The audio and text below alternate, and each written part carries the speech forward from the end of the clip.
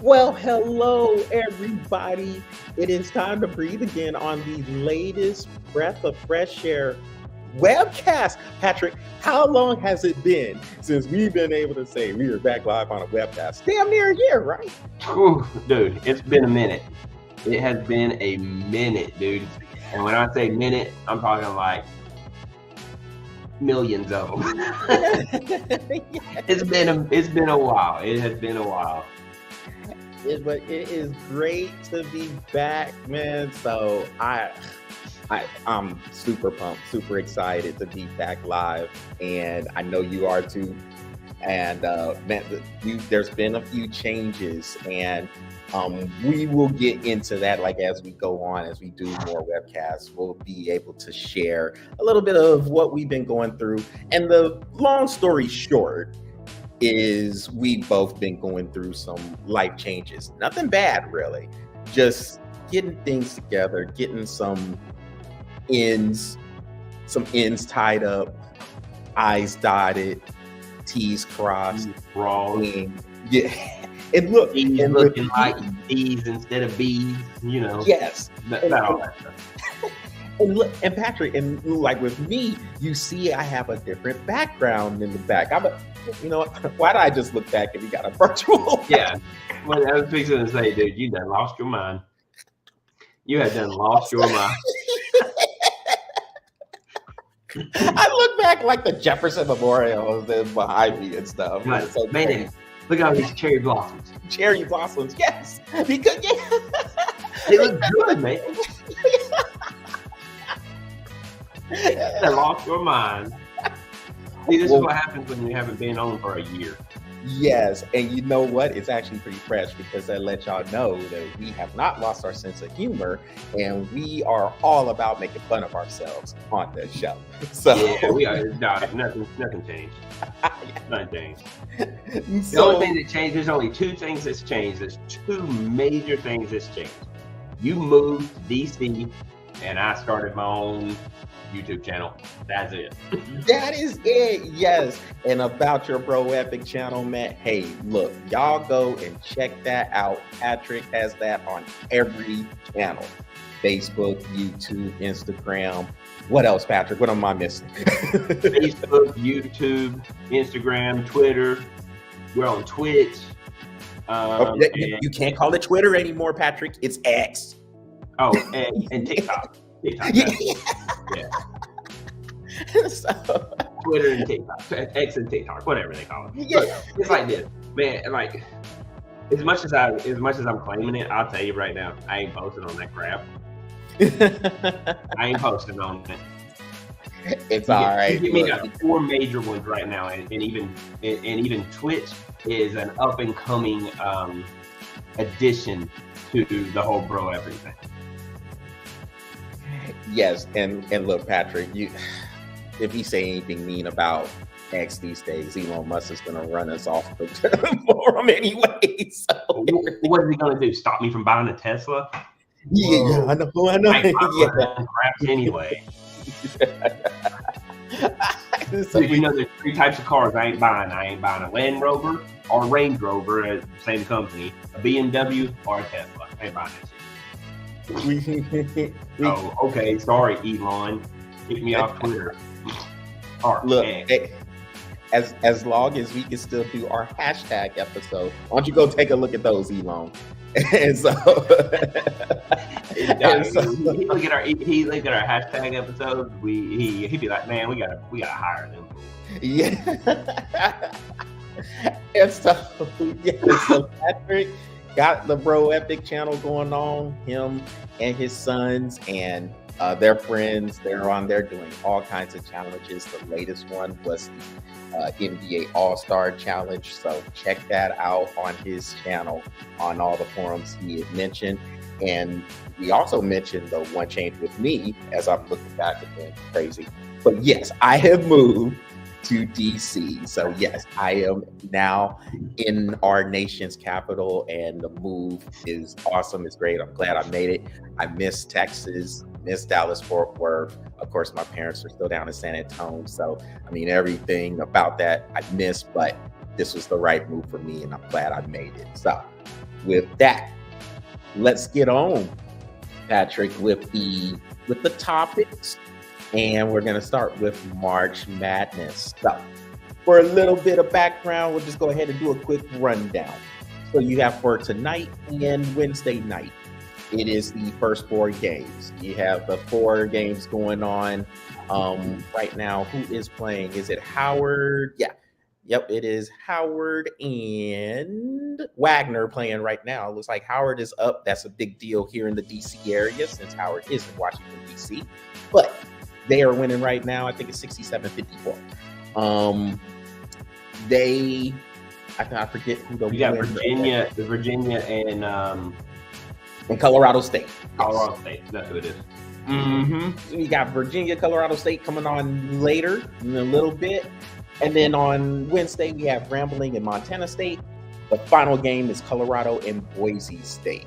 The madness gets started in unison at noon Eastern on Thursday. First round, Thursday and Friday.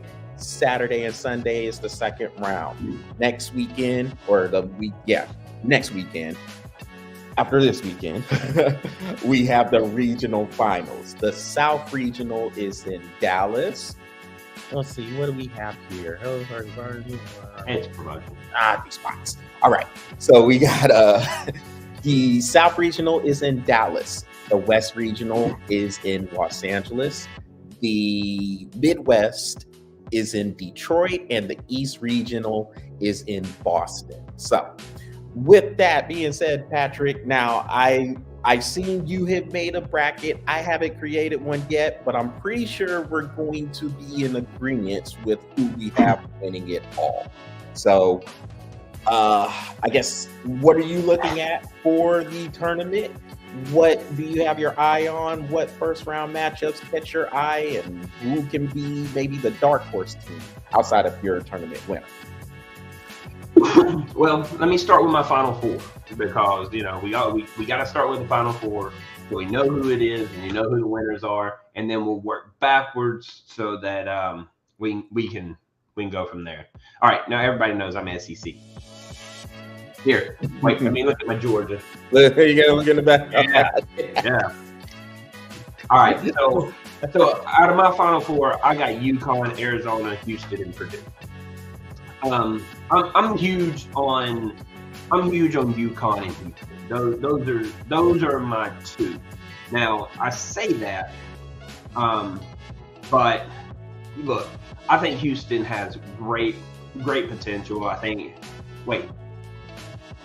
Yeah, that's my 4.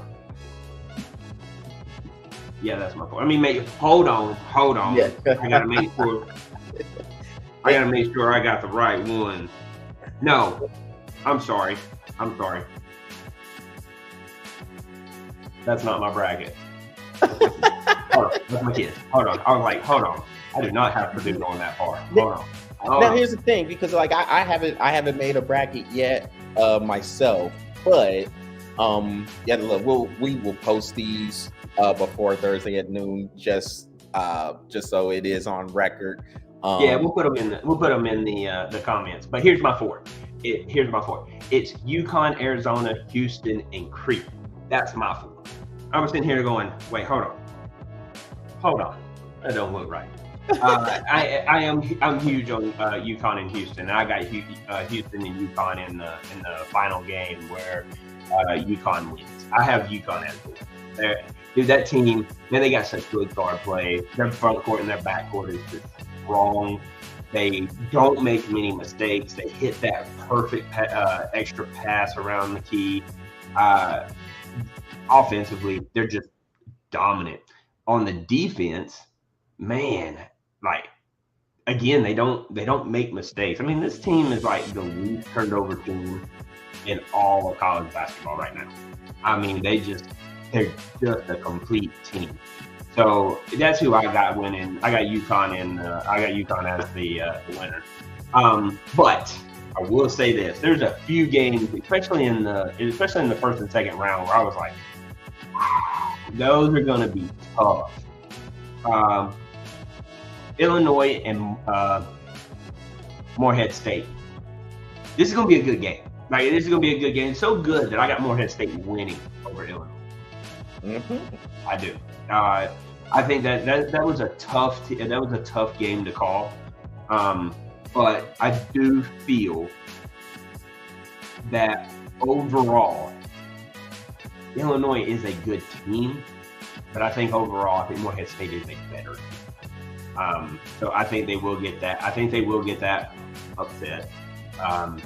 And move on to go against BYU when BYU.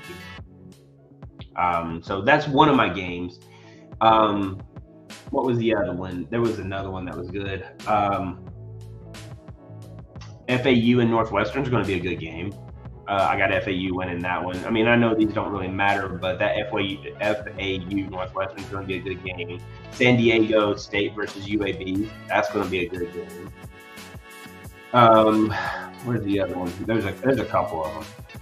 Mississippi State and Michigan State is going to be a good game. Sorry, my bad. Go ahead. I was going to say, how did Michigan State get in? Well, look, to be honest with you, Michigan State, I think, is going to upset Mississippi State, bro. I mean, and they might. I mean, look, it's an matchup, so that can go either way. But I'm sitting here, I'm still wondering, like, how did they get in there? Let me see. We got another comment on the Twitch. Let me see. Howdy, mate. Your stream pretty cool. That's why I followed you. I would like to make you a Reddit fan. But I have to talk about that. Let me make sure I'm saying the name right. Let's see. Taxajar? Yep, Taxajar. Hey, well, thanks for following it, man. We really appreciate it. Utah State and TCU. Yeah, I like TCU. TCU kind of scrappy. Utah State is they're sneaky good. I think I have them winning.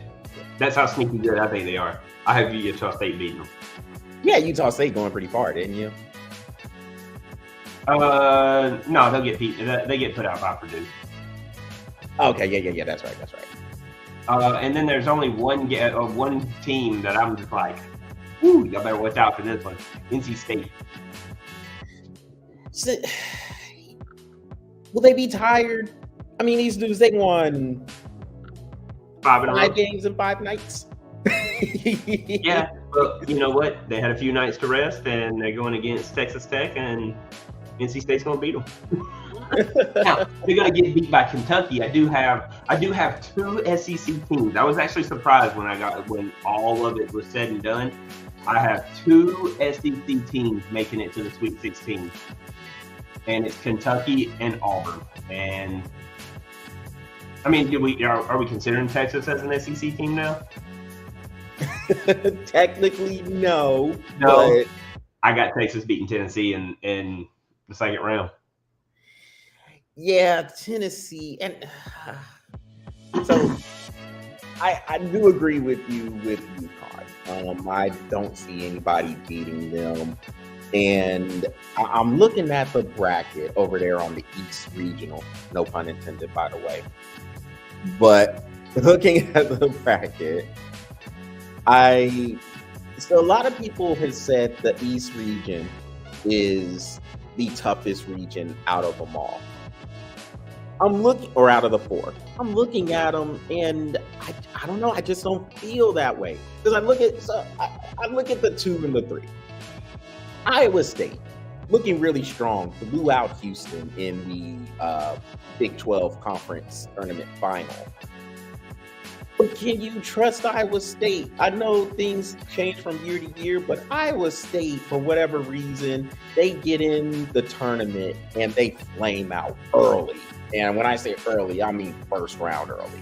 I don't see that being the case this year, but it's hard to trust Iowa State. Them and Purdue, to me, are the teams. The Dukies. So, no, you're just mad about that 1 year steal. Oh, dude, I know. The Dukies. Because they have been the Dukies ever since they took a shit on my chest for 5 years in a row. They're the Dukies. I don't care what anybody says. Now, Patrick, you got to watch the language still. They're dookies. You know? They're dookies. Oh goodness, no, but yes. As a matter of fact, I got Duke going out against James Madison. Second round.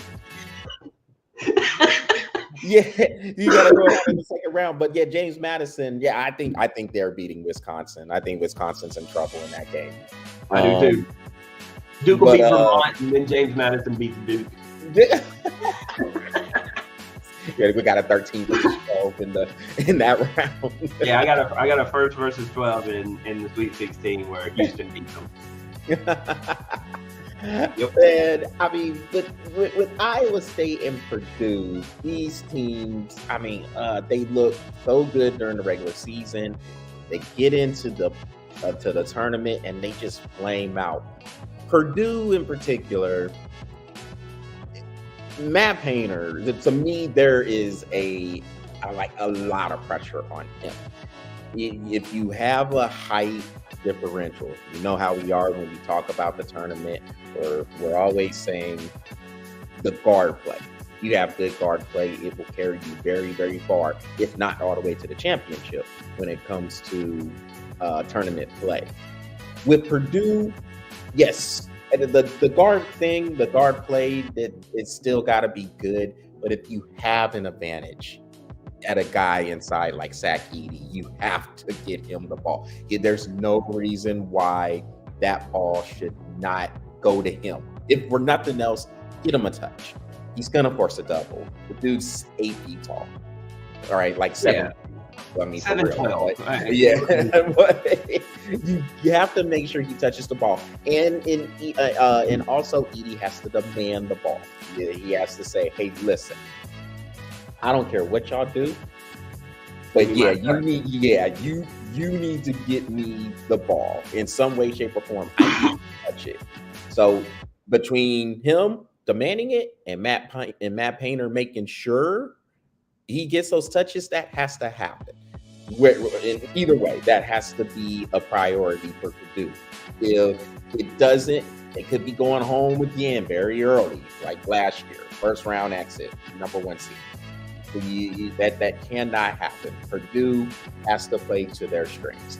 And the same for Iowa State. I mean, I look at it. I know you mentioned Kentucky as well. I think Kentucky has the potential to go really far. They have all the talent in the world. They can score with anybody. But man, their defense is terrible. Their defense is horrible.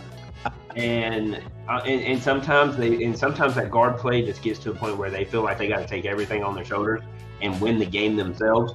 And then all of a sudden it's like no passing, no looking for the open man, and then the ball gets stolen, and then you know how quick good defense ends up with great offense.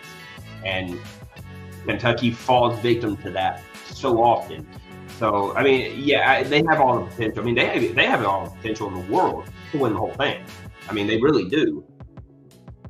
But can they get out of their own way and play ball to do it? I don't think so. I think that's the reason why I have them going out in the Sweet 16 against Marquette. I think Marquette is going to beat them. Marquette is good. How far did you have North Carolina? Or no, take that back. So who'd you have winning the West region? I have Arizona winning the West. Arizona winning the West. Okay. So they're the 2 seed. Okay. Yeah, it'd be North Carolina and Arizona who I have in the Elite 8. And Arizona beats North Carolina. So North Carolina is interesting to me. So I know you remember us talking about North Carolina, and the reason why I say they're interesting is because they have 2 of the best, I'll go 15 to 20 players in college basketball today. RJ Davis, the guard, he's the ACC Player of the Year.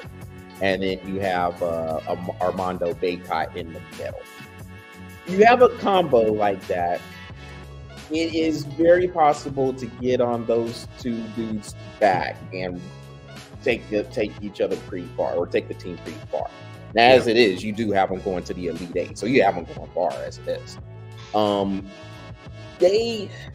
They have the talent, perhaps, to win it all. Like if I wasn't going to pick UConn or maybe Houston, maybe North Carolina is the next one. And then it's just kind of based on what we were talking about with Purdue and Iowa State, just kind of being iffy with their coaching and flaming out, having a history of just flaming out early in the tournament. But North Carolina could be that team that flames out. I mean, they're the number 1 seed. I look at their second round matchup, which could be between Mississippi State or Michigan State. A matchup with Michigan State is interesting because, well, you have Tom Izzo as the coach, and we always say, Izzo gets Michigan State ready for the tournament. You know how it is with Michigan State. So that would be a dangerous second round matchup for North Carolina if they were to face them, even though I did just say I have no idea how they got it. Well, I mean, look, this is the kind of way I see Michigan State. I mean, look, in Michigan State, it does boil down to the coaching. Can he coach them to get past a highly ranked, well-organized North Carolina team? I think they're gonna put up a fight. I do. I think they're gonna put up a fight for about the first 10 minutes, and then I think North Carolina ultimately ends up not dominating the game, but you can start seeing you'll start seeing the talent difference among North Carolina and Michigan State, because I do have Michigan State beating Mississippi State. I'm just not a huge. Look, dude, everybody is like, oh, you know, the first 1, 2, and 3 seed went out in the SEC. That just shows you how deep the SEC is. No, that shows you how unorganized the SEC is. Auburn ultimately won now. I picked Auburn to win that before the SEC started. The SEC championship even started. I mean, I talked to you about it, and I said, "Look, dude, I'm a heavy favorite on Auburn." You know, and I even told you during the conversation that we had, I was like, "Look, Auburn is the only one that I really see, depending on how everything lays out. Auburn's the only one I really see making it to the Sweet 16 out of the SEC, because I just don't get where everybody thinks they're so deep when they're really not. I mean, it's not a deep conference. What they do, I mean, like, they win games, don't get me wrong. I mean, a lot of them won games. I mean, we get eight SEC teams in the tournament. I'll be honest with you, man, like 5 of them, I don't even think really, 4 or 5, I don't really even think should have been there. You know what I mean? But they got in, they won the games that they were supposed to win, but ultimately, I don't think that it's a strong conference like that. They're not that deep when it comes to it. I just think that, you know, who was number Tennessee getting blown out by Mississippi State. By Mississippi State that day, right? By like almost 15. Dude, I told you there was only one way they're going to blow them out, and that was to take out Dalton. And they did. And they blew them out. Connect. Yeah, Dalton Connect. It's the only way you're going to take them out. So they did. And look what happened. Now, are they going to, is Tennessee going to be like that next game? Probably not. I mean, they're going to come back out. They're going to play. They're going to have everything in order. But ultimately, like, if you shut one guy down and it breaks the whole team, that's a problem. You know what I mean? So I was like, how did, you know, and Alabama lost to, who did Alabama lose to? Florida beat them. Florida beat them. Florida blew them out too. But how strong is Florida? They're not that deep either. I mean, they're really not. They got 6 players that honestly, they'll probably shorten the bench to those 6 players. That's it.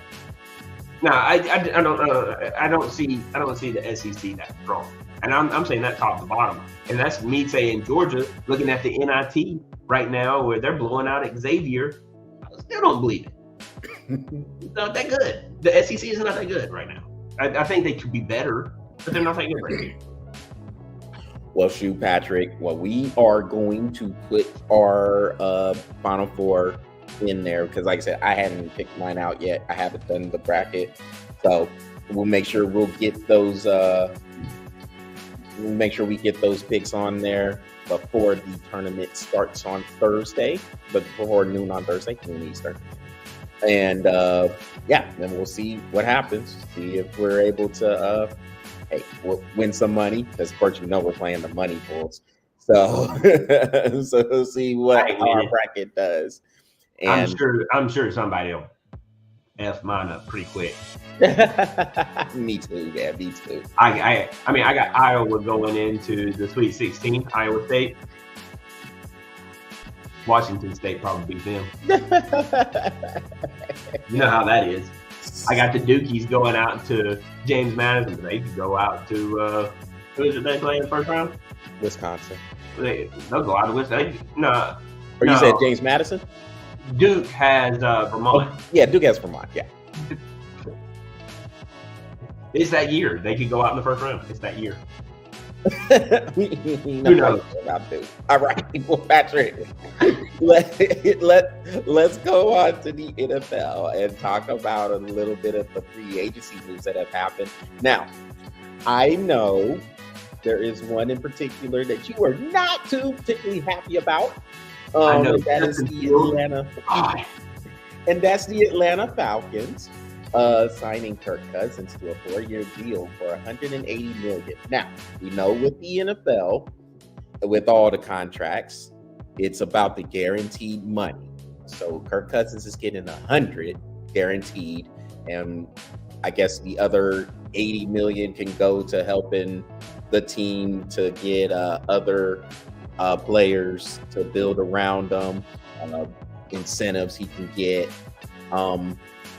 Lots of other places, I guess, the other $80 million can go, but that's the contract language that's out there.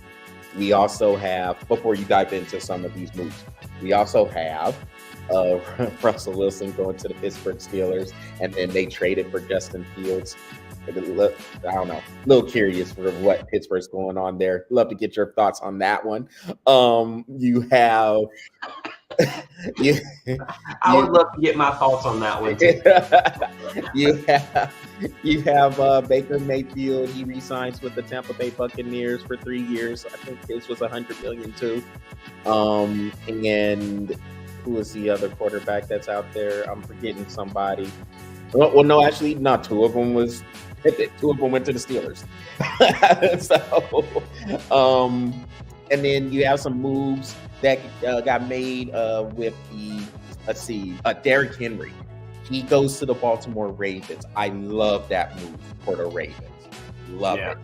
That's one of my favorite picks for the whole entire thing right there. Like Derrick Henry going there.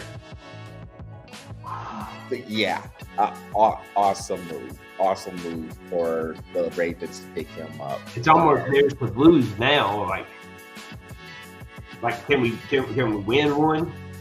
Run the football. How about that? If you're in Baltimore, run the football. And I know you wanted to have Lamar Jackson go back there and throw the ball, but again, your strength is running the football. Why do you go behind your strength? You know, that's kind of tough on me right now too, because I feel the same way about the Super Bowl. But man, that Super Bowl is all about the Swifties. All about the Swifties. Hey, you got to give the Swifties a win because they're going to spend money. Sorry, I know he's a Georgia wide receiver, but nobody gets that old. Not in the NFL. Hey, Swifties, we want you to stay around forever. Hey, man, you know what? They ran that same play last year when they were in the Super Bowl against the Eagles. They call it, I think it's called either like Coney Dog or Corn Dog or whatever. Corny Dog. Corn Dog. Google it if y'all don't know. Google it. Google Andy Reid Corn Dog play. And who knows? Like, we know Andy Reid loves his food too, so maybe it's him eating the corn dog. But this is the actual play that we're talking about that they call. All I can say every time we talk about Andy Reid, the only thing I see is, hey, Patrick, explain that with the tater tots again. Let me see. How about those nuggies? But you know, like, you're going into free agency, man. I mean, I think half of the moves you look at this year and you're like, what are we thinking here? And then others, you're saying, well, okay, I can definitely see what you're doing. Just like, for instance, the Derrick Henry to the Baltimore Ravens move. Very, very good move to solidify that running game. The Houston Texans, they got Joe Mixon in a trade with the Bengals. So that solidifies their running game with CJ Stroud throwing the ball and the defense getting stronger as well. Look out for the Texans next year. And then there's a few others. I think, one of the Ravens linebackers, Patrick Queen, he went to the Steelers as well. So Sam Darnold went to Vikings. Yeah. Yep. And so, I mean, there's some good moves out there, but Patrick, look, I know you want to kind of bash on your Falcons making that move for Kirk Cousins. So go ahead. Look, I do want to bash on them, but here's the thing: is like, who are we gonna get? I mean, look, we talked about it, and I was like, I hate to admit it, but it is an upgrade from Ritter. I mean, who are we gonna go? We're gonna go get Justin Fields. Kirk Cousins. I mean, you could. Now the thing is, you would have to trade for him. Yeah, and Kirk Cousins was on the market. You know what I mean? So here's my thing. Look, no, give me Kirk Cousins based on. Now I wouldn't have paid him what they paid him. Give him 25 cents and a freaking Capri Sun, guaranteed Capri Sun, and that's it. But I don't know about giving him $180 million and 100 of it being guaranteed. But be honest with you, man, like who were we gonna get? There was nobody else on the market. I mean, we could have traded up and got somebody from free agency, but that ain't gonna matter if we don't have an offensive line that can help. You know what I mean? So you gotta do free agency at the offensive line. Yeah, we got 3 freaking first round draft picks, bro. So look, I can say this. This is what we always say, and I'll put it this way, and then we can move on because this is the Kirk Cousins. This is gonna like stress me out to say this. Like I'm already starting to get hives. You see them?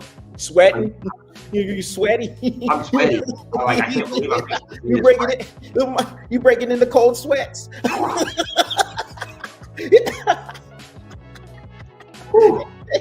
Oh God, this is gonna kill me, bro. Like. Kirk Cousins moves the needle in Atlanta.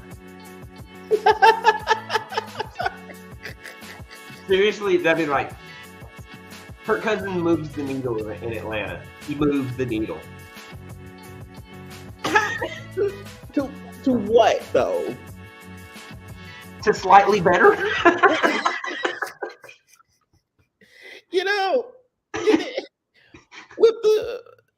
This is the thing, and we're going to jump into this when we start talking about the draft prospects. But the quarterback, and you've heard me say this, Patrick, and I'm going to say it again. The quarterback market, it's not that good. It's been that way for years. Yet you let all your hot take artists on ESPN and some of these other networks tell it, it's all about the quarterback, all about the quarterback, all about the quarterback. Fact of the matter is, if you don't have one of your top tier quarterbacks, so we're talking who? Patrick Mahomes, Joe Burrow in Cincinnati, Lamar Jackson, I think we can say is the top tier quarterback now because we went in his second MVP. Josh Allen. I'm missing somebody, but since I got to sit there and think about it, I'm like, okay, outside of those 4, I really say those 4. I don't see anybody else. I mean, you can't put Aaron Rodgers in there anymore because, well, for one, he had a leg injury last year, and so he hasn't played. So you can't put him at the top tier. Tua, no. No. I mean, you can't really put him in there. I haven't seen much from him. And you want to see another year out of CJ Stroud to see. You want to see another year out of CJ Stroud. Mac Jones is now a backup quarterback.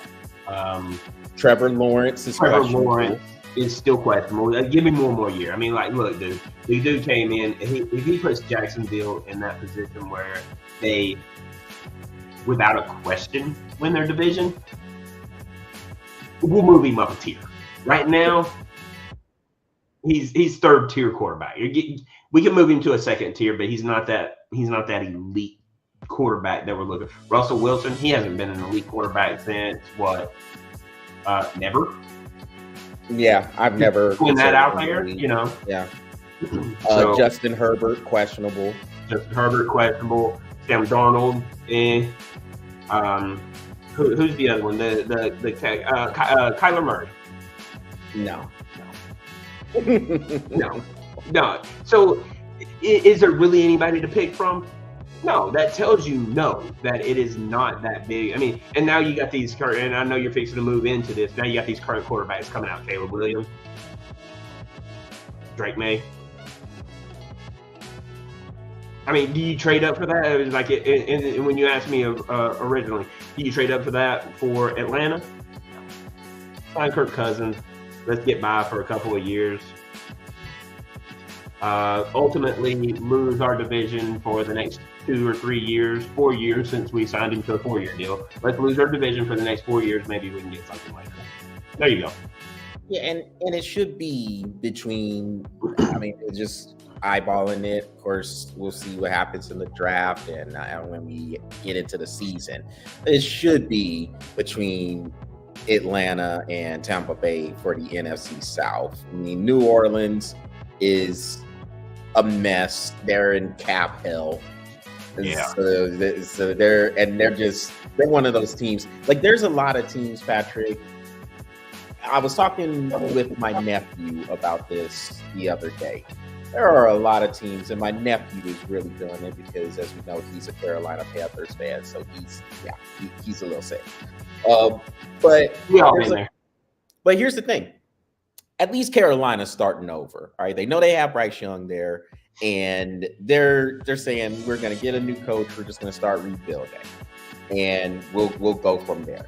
Then you have a lot of other teams because Atlanta, they got a new head coach in there too, and they still have I think they have the attitude of they're trying to win now, but they're also doing a lot to build for the future. Like you said, they have 3 first-round draft picks or something like that, right? 3 first round, 3 first round, and 2 second round right now. Yeah, so Atlanta is also trying to build for the future. So they're kind of trying to do the delicate balance of both right now. But you have a lot of teams that are they're in the middle, Patrick, and they don't really know what they want to do. So they're like, well, we could try to make these moves and see what we can do to win right now. But really, how far are we going to get? For an example, let's take the Raiders for an example. And I can go a lot of teams with this. I could probably go with the Dallas Cowboys. I could probably go with a team in the NFC North. Like Minnesota right now. But I can go with a few teams for this argument. These teams are sitting here, they're looking at stuff. They said, all right, we can get these people and try to win right now. But we run into this roadblock. For the Raiders, you already know the Kansas City Chiefs are in their division. So whatever move they make is probably not going to be good enough to compete with the Chiefs in that division. And so they're just kind of stuck in the middle. With Minnesota, they could make a move. They lost Kirk Cousins. Maybe they move up, get a quarterback, whatever the case. They still have some good players there, like Justin Jefferson. But they have the Detroit Lions and the Packers in their division. Both of those teams, of course, were playoff teams. So there's a lot of just average and mediocre teams who don't really know what to do with themselves right now in the NFL. And I don't know what these moves are really going to do, like you said, to move the needle. For Atlanta, like you said, it's slightly better, and it should be between them and Tampa Bay to win the NFC South. And then we'll see what happens if they're able to get in the playoffs, and if maybe they can win a game. And shoot, Tampa Bay won a game last year and played Detroit. Nonetheless. Yeah, Detroit. But he played his butt off on that one too, bro. He played good. So there you go. Well, Patrick, you mentioned the draft quarterbacks, and we're going to discuss a little bit of the draft, get some thoughts out here, and of course, the draft will be around this time, well, a little bit more than a month away. You mentioned the quarterbacks. it looks like Caleb Williams is that de facto number one pick. That's who the Bears are going to pick. And then you have the other quarterbacks. You mentioned Drake May. You have Jaden Daniels out of LSU. Of course, Drake May's out of North Carolina. Caleb Williams out of USC. We have Michael Penix. You call him Spinix. But you got Spinix coming out of Washington. And then J.J. McCarthy out of Michigan is all of a sudden getting this ridiculous bump. And then you have Bo Nix out of Oregon. With Caleb Williams, look, I forgot about Bo Nix. Huh? I forgot about Bo. Yeah, well, Bo is in there too. Backyard Bo, man. Backyard Bo, yes. Backyard Bo. and you and I, we talk about the quarterbacks. Now, look, this is gonna hurt a lot of people in the area I'm in because Caleb Williams is a Washington D.C. area product. He's not that good, y'all. Sorry, he is not that. He is not this dude everybody wants to talk about when it comes to a can't miss prospect. So, Patrick, when we're looking at these prospects, let's go back about a quarter century. Oh man, whoa. Yes, no, for this case, we'll go back. Yeah, look, I don't remember what happened yesterday, so I can't help. When I mentioned Peyton Manning, you will. Oh yeah, okay, yeah, okay.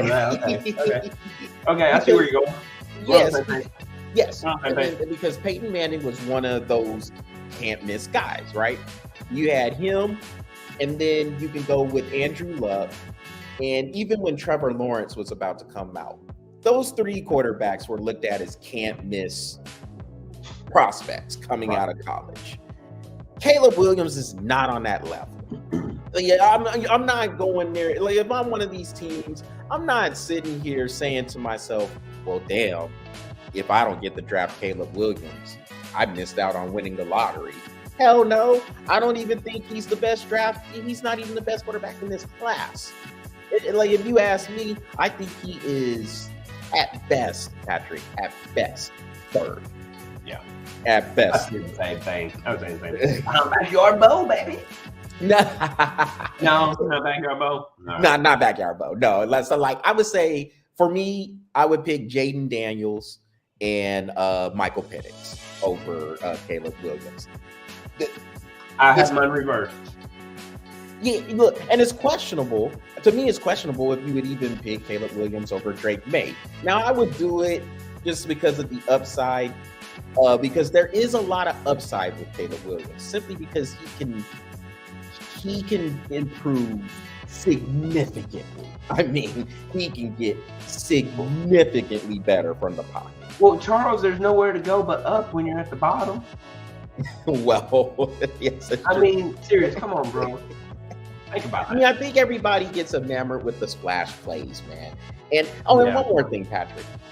So the big argument people will make for Caleb Williams is, well, he was a Heisman Trophy winner. Well, so was Johnny Manziel, so was Tim Tebow, so was Baker Mayfield, so was Kyler Murray. The first two I mentioned was Cam Newton in the pros, right? So give me a break. With the Heisman Trophy thing, that could work either way, because I mean, you have other guys like Lamar Jackson. He won the Heisman the year before Baker Mayfield did. Mm-hmm. So, and he's a two-time MVP winner. So, I mean, it just depends on how you want to look at that. Like, I feel like if you're going to make that argument, call it square. Stay here and try to take away from somebody, because Lamar Jackson won that same Heisman Trophy, and people were trying to say he should play receiver. So stop it with that. So now all of a sudden, Caleb Williams is supposed to be the best quarterback. When you look at it, was he really that different from Lamar Jackson when he was coming out? And Lamar Jackson at least could throw from the pocket. We know both of them could escape. But Caleb Williams can't throw from the pocket at all. Like, at all. He can only throw when he rolls out to his right. You're right. He has to roll out. He has to get out of the pocket to make a play. And when they make the splash plays, oh, it's hot. But when he gets cold, you get a defense like that game in particular against Notre Dame, where you have corners coming from every angle, and then you have a spy waiting for you.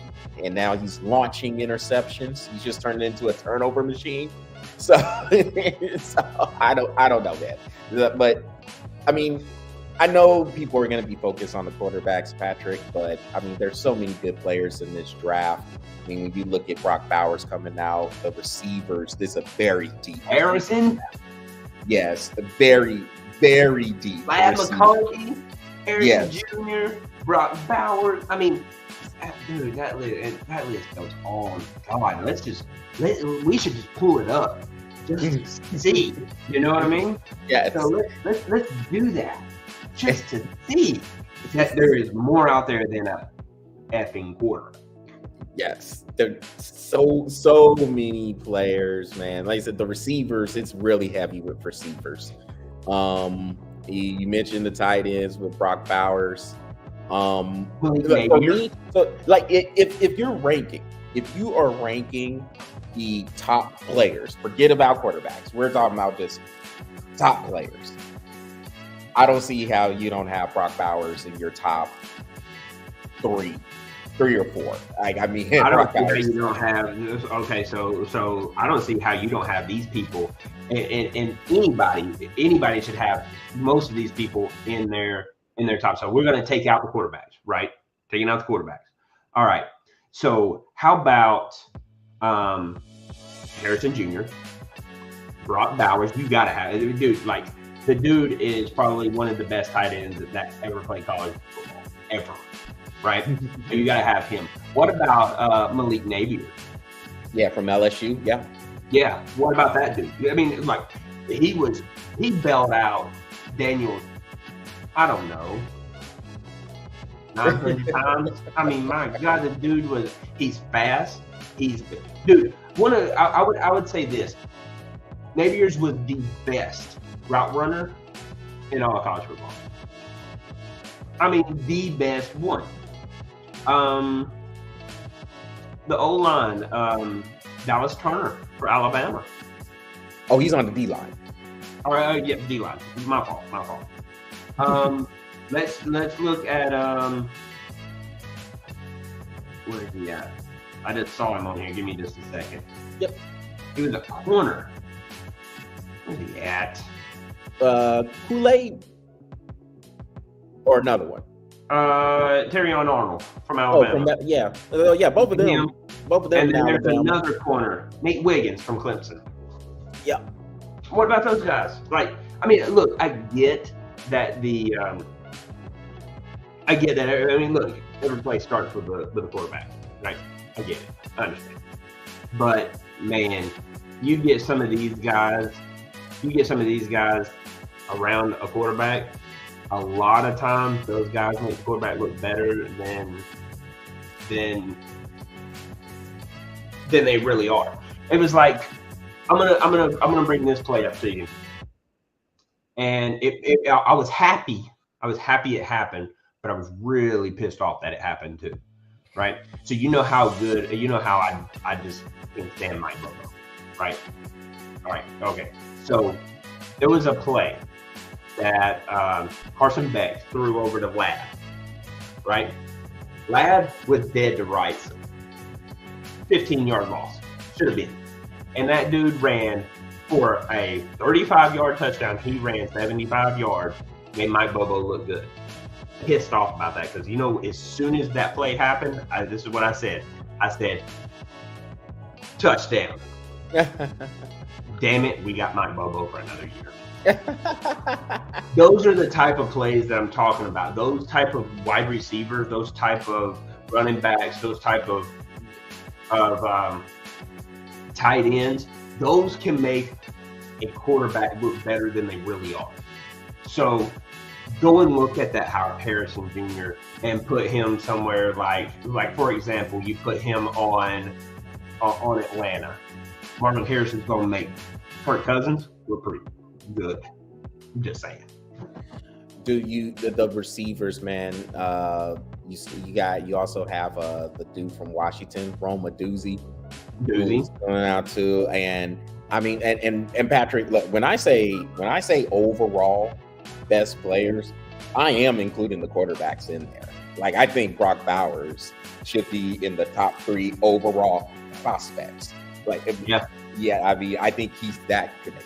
I would have put if I was looking at 3 right now. Me personally, I'm looking at Brock Bowers, Harrison Jr., and Napiers. That's mine. I'm not that high on the quarterbacks. I mean, I think Jaden Daniels can be very good. And Penix is so good from the pocket. He runs when he has to. He can run just enough to escape and keep some things going. But he is ridiculously accurate when he's throwing. I mean, that lefty throw looks so pretty. And look, this is coming from a guy because, of course, as y'all know, I'm a Texas Longhorns fan. He dropped so many. They weren't even dimes. They were quarters. I mean, he was dropping $1.50 on you. Yeah, I mean, he was killing us. And I'm like, look, the coverage is right there, and he's just putting it. Like, you couldn't hand people the ball better than how he was dropping these $1.50s. So he's dropping $1.50s on you all day. I just shook my head. It's like what can you do? What do you do? I mean, Texas had the pressure they needed. That worked for every quarterback except for Penix. Yeah. And then that dude was like, gone. I was like, what do you do? How do you beat it? You can't. You just can't. Well, Patrick, for our last topic, speaking of college football, so a couple of things. Remember, I told you this is kind of a loaded topic, Ed. So let's start here. We were looking at the college football playoff and how it is 4 teams. Starting next season, it's supposed to go to 12. But before it even goes to 12, they over here talking about, hey, 14? You don't want to do 14 teams? Like, we didn't even do 12 yet. All of a sudden, this money's let's go. Let's just go ahead and do 140 and just go ahead and wrap it up. I mean, that's like that. Let's do 140 and call it a day. March Madness times 2 in football? Yeah. Wait, Patrick, when does the season end? We're just going to... Who cares? We're just going to play year-round. Year-round. By the time, hey, look, we got to win this championship, but next week, the season starts, and we need to be ready. Well, when are you going to recruit, coach? We do that in season. We'll do that during the season. Yeah. We're playoffs, bro. but next week, the season starts. We got to be ready because it all resets. That's wild. So that's one thing. Number 2, I just saw this story. I actually saw this a couple of hours ago. I'll pull it up real quick. And basically what it's detailing is Clemson. So we know Florida State sued the ACC or filed a lawsuit. So now Clemson has filed their own lawsuit against the ACC. And basically, I mean, Clemson's crying about that contract with the ACC. You know, that ACC contract is pretty, I guess it's low considering the contracts the SEC and the Big Ten have with the amount of money that is split within through the teams within the conference. And that contract for the ACC goes through, I think it's 2035. So Clemson and Florida State, they're suing. And we've discussed this, Patrick. We feel both of those teams will be in the SEC at some point coming up, probably within the next, 3 to 5 years. They'll probably 5 to 7. Yeah. And So with that going on, this Clemson lawsuit comes on the heels of this. ESPN, they just finalized a deal with the college football playoff. $7.8 billion, dude. $7.8 billion for 6 seasons. And ESPN just signed that? Yes. Okay, so they're fixing to lay off Stephen A. Smith. Yeah, dude, there's going to be, and that's there has to be another layoff. There's no way. It's $7.8 billion. Hey, ESPN might be calling us. Yeah. Because they got to lay off everybody. Hey, look, you make up words just as good as Stephen A. Smith does. So I don't know if I can do him. Man, hey, bloviating, yo, dude, I don't know. I mean, what's the other unmitigated? He's a good friend of mine, but let me tell you, unmitigated. That was my favorite word. Was it Kevin Hart? Dude, you have to Google that. There is a skit somewhere on YouTube where Kevin Hart is just roasting Stephen A. Smith on his word usage, and he's just like, he says something like the domestication. What the hell? What is that? Yeah, dude, you can make up words just as good as he can, and I can yell. I can yell at people like that. I mean, look, I can do that. That's not a problem. I'll yell at people all day long. You can do it. $7.8 billion. Look, hey, ESPN, look, just throwing it out there. You got two people that almost $8 billion, dude, for 6 years. 6 years for these TV rights. $1.2 billion a year. That's insane. That's insane. And who knows how the college football playoff is going to look going forward. I mean, we just said they're talking about having 14 teams, and they haven't even done the 12 yet. So it tells you how much money is rolling in there. And the SEC and Big Ten, it's looking like they're going to have 3 of these teams each. So whenever they start doing this, which, okay, they're supposed to start doing 12 next year, I can see 3 teams from each of those conferences, because you're going to have 4 power conferences now, since the Pac-12 is disintegrated before our eyes. And so you get maybe 1 or 2 from the Big 12, 1 or 2, that same total from the ACC, and then I guess 2 group of 5. So someone like Tulane, maybe a Boise State. That's 5. So the rest would come from the SEC. Yeah, so see that's crazy. And the Big Ten's gonna get the SEC and Big Ten's probably gonna get 3. No, the SEC will get 5 and the Big Ten will get 1. Look, you know, Ohio State and Michigan are pretty much honorary members. Okay, we'll give them 2, and then we'll knock out somebody and get 5 in anyway. Oh my goodness! Look, Georgia, Alabama, Texas, LSU. LSU's a little iffy right now. LSU would be a little iffy, but Alabama, LSU, Texas, Georgia, and possibly Tennessee. I mean, we could get 5. Ain't no Penn State getting in there, I'll tell you that. They'll piss on themselves when they. Oh God, there's Michigan and Ohio State. Right. They're done. They're allergic to winning against those. They're allergic to winning.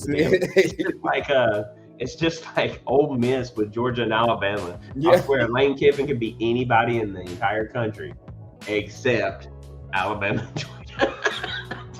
He's just like, 4th down, go for it. Go. Yeah. Are you going to think about it? We're on our own 1. Yeah. First down. We're 4th and 30 on our own one. Think about that. Who give me that first down? Man, come on, dude. Well, Patrick, hey man, we about to cut on out, man. Do you have any final thoughts before we cut loose from our first show in about a year? Oh gosh, mine'll be real quick. It's good to be back. It's good to be back. I love getting on here. This is a lot of fun for me, and I hope that the audience enjoys listening to us crack up on these people. It's all in good fun, and we don't mean anything by it, but I also understand Maybe what we say is a little different than what you're going to take it, so don't be offended because maybe at times, maybe at times. So please don't be offended because I don't care.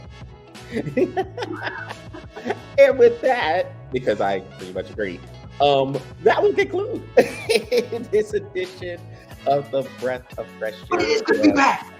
Yes, it is so awesome to be back, and we're here to stay, y'all. I mean, and you're getting the best versions of ourselves. So come and join us for the ride, and look out for some different additions coming on through. Look for some interviews. Like I said, we're going to be on Instagram Live as well, on top of the 3 forums that we have with YouTube, Facebook, and Twitch.